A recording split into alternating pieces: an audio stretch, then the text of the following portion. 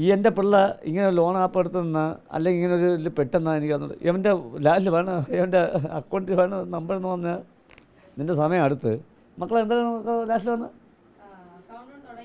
നിൻ്റെ അക്കൗണ്ടിൽ തുടങ്ങി കഴിഞ്ഞ് മരണം അടുത്ത് ഇനിയുള്ള മക്കളും കഴിക്കും എൻ്റെ പിള്ള പോയി ഇനി കിട്ടൂല 21 വയസ്സായി അവൻ പോയി ഇനിയുള്ള മക്കൾ തന്തയും തള്ളയും ഇത് കണ്ട് ഇത് ചിന്തിച്ച് ഇത് നമ്മളുടെ ഒരു കാരണവശാലും ഇത് പെട്ടുപോലും. ചേട്ടൻ മരിച്ച അതായത് ചേട്ടൻ ഹോസ്പിറ്റലിലായതിൻ്റെ തൊട്ടടുത്ത ദിവസം തൊട്ടാണ് ഇങ്ങനെ കോളും മെസ്സേജ് ഫസ്റ്റ് മെസ്സേജായിട്ടാണ് വന്നത്.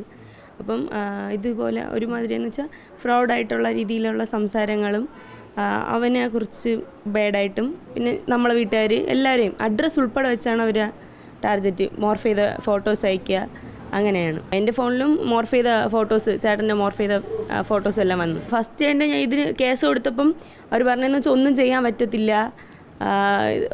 പറ്റില്ല എന്നാണ് അവർ പറയണത്.